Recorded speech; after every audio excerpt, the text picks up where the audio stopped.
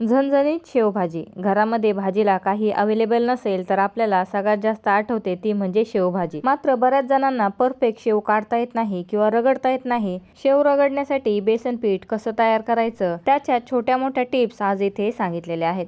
तर सुरुवातीला तव्यावरती 1 चमचा तेल गरम करून घेतलं आणि त्याच्यामध्ये एक मोठ्या साईजचा कांदा लांब लांब कापून टाकलेला आहे. कांदा मी इथे थोडा पातळ कापून घेतलेला आहे. तुम्ही ज्या पद्धतीने वाटण बनवत असाल त्या पद्धतीने वाटण बनवून घेतलं तरी चालेल. गॅसची फ्लेम मीडियम टू हाय ठेवलेली आहे आणि कांदा इथे आपल्याला चांगला गोल्डन ब्राऊन होईपर्यंत भाजून घ्यायचा आहे. आपल्या घरामध्ये वाटण भाजण्याची जी कढाई किंवा तवा असेल त्याच्यावरती वाटण तयार करून घ्यायचं. फक्त गॅसवरती वाटण भाजू नका, कारण ते शरीराला हानिकारक असतं. कांदा चांगला लाल झाला की या साईजचा खोबऱ्याचा तुकडा पातळ पातळ कापून घेतलेला आहे आणि खोबरंसुद्धा आपल्याला कांद्याबरोबर भाजून घ्यायचं आहे. इथे खोबरं किसून घेतलं तरी चालेल. कांदा आणि खोबरं आपल्याला चांगलं काळा कलर येईपर्यंत भाजून घ्यायचं, कारण की आपल्याला काळ्या मसाल्याचीच भाजी बनवायची आहे. फक्त खूप जळू द्यायचं नाही, नाहीतर भाजीमध्ये जळालेल्या कांद्याची आणि खोबऱ्याची चव लागते. कांदा आणि खोबरं या स्टेजला येईपर्यंत भाजून घेतलं. गॅसची फ्लेम बंद केली आणि कांदा खोबरं गरम आहे तोपर्यंतच मिक्सरच्या भांड्यामध्ये टाकायचं. याबरोबरच 9-10 लसूणच्या पाकळ्या, अर्धा इंच आलं कापून घेतलेलं आहे आणि छोट्या साईजचा अर्धा टोमॅटोसुद्धा टाकून घेतलेला आहे, म्हणजे भाजीला फ्लेवर छान येतो. अगदी थोडंसं पाणी टाकलं आणि मिक्सरला फिरवून घेतलेलं आहे आणि बघा एकदम फाईन पेस्ट तयार करून घ्यायची. बऱ्याच जणांच्या मिक्सरच्या भांड्यामध्ये खोबरं बारीक होत नाही, त्यांनी खोबरं किसून नंतर भाजून घेतलं तरी चालेल. आता हे वाटण मी एका वाटीमध्ये काढून घेतलं आणि बघा एवढं वाटण तयार झालेलं आहे.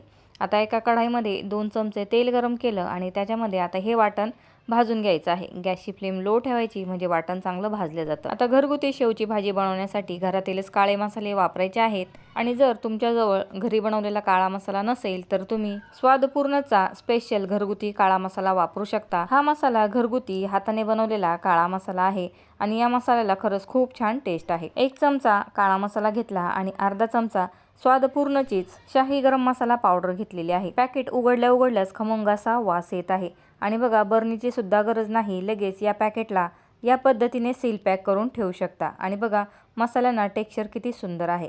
स्वादपूर्णचे तुम्हाला घरगुती काळा मसाला, मटन मसाला, शाही गरम मसाला, हॉटेल स्पेशल लाल मिरची पावडर हे मसाले मिळून जातील. ऑर्डर करण्यासाठी स्क्रीनवरती नंबर दिलेला आहे, डिस्क्रिप्शन बॉक्समध्ये सुद्धा नंबर दिलेला आहे. या मसाल्यांबरोबरच अर्धा चमचा धना पावडर, पाव चमचा हळद पावडर घेतली. इथे तोपर्यंत वाटणला चांगलं तेल सुटलेलं आहे. पुन्हा वाटण मिक्स करून घ्यायचं. काढून ठेवलेले मसाले टाकायचे आणि पुन्हा मिनिटभर लो फ्लेमवरती मसाले चांगले तेल सुटेपर्यंत परतवून घ्यायचे. तुमच्याजवळ कुठलाही मसाला नसेल तर लाल मिरची पावडर आणि किचन किंगचा मसाला वापरू शकता, त्याने सुद्धा भाजीला खूप छान टेस्ट येते.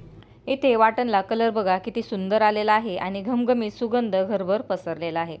या वाटणला सुद्धा तेल सुटलेलं आहे. अगदी थोडंसं पाणी टाकून सुरुवातीला वाटण मिक्स करून घ्यायचं आणि बघा एकदम घट्ट अशी ग्रेव्ही तयार झालेली आहे. हाच मसाला किंवा हेच वाटण वापरून तुम्ही भरली वांगी, मसाल्याची चवळी, मटकी या पद्धतीच्या भाज्या बनवू शकता.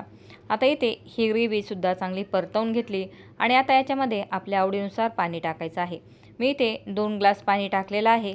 5 ते 6 लोकांना पुरेल इतपत आज आपण भाजी बनवलेली आहे. 1 ग्लास पाणी टाकलं की पुन्हा मिक्स करायचं आणि नंतर पुन्हा 1 ग्लास पाणी टाकून घ्यायचं. इथे थंडच पाणी वापरलेलं आहे, गरम पाणी टाकण्याची सुद्धा गरज नाही. पाणी टाकल्यानंतर चवीनुसार मीठ टाकायचं आणि लो फ्लेमवरती ग्रेव्ही उकळू द्यायची. तोपर्यंत बेसन पीठ इथे तयार करूयात. मी इथे 1 मोठा चमचाभर बेसन पीठ घेतलेलं आहे. चवीनुसार मीठ टाकलं आणि अर्धा चमचा तेल टाकलं. तेल टाकल्यामुळे बघा शेव पटापट रगडता येते. शेव रगडण्यासाठी आपण घट्टसर पीठ लावतो आणि मग शेव रगडता येत नाही, म्हणून अर्धा ते 1 चमचा तेल टाकायचं आणि तेल मिक्स झाल्यानंतर अगदी थोडं थोडं पाणी टाकत पीठ मळून घ्यायचं. अजिबात जास्तीचं पाणी टाकायचं नाही.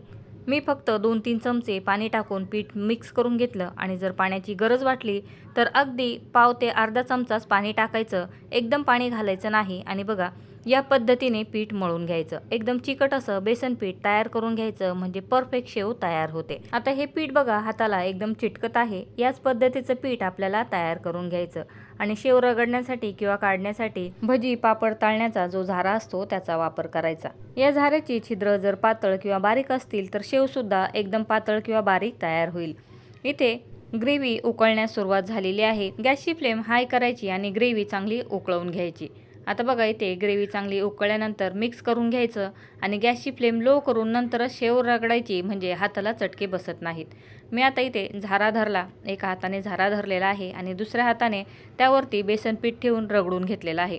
थोडंसं जोर देऊनच बेसन पीठ रगडून घ्यायचं आणि जो झारा आहे तो कढईला टच होऊ द्यायचा नाही, नाहीतर ज्यांना माहीत नसेल किंवा जमत नसेल किंवा नवीन असतील तर कढई पडण्याची शक्यता आहे.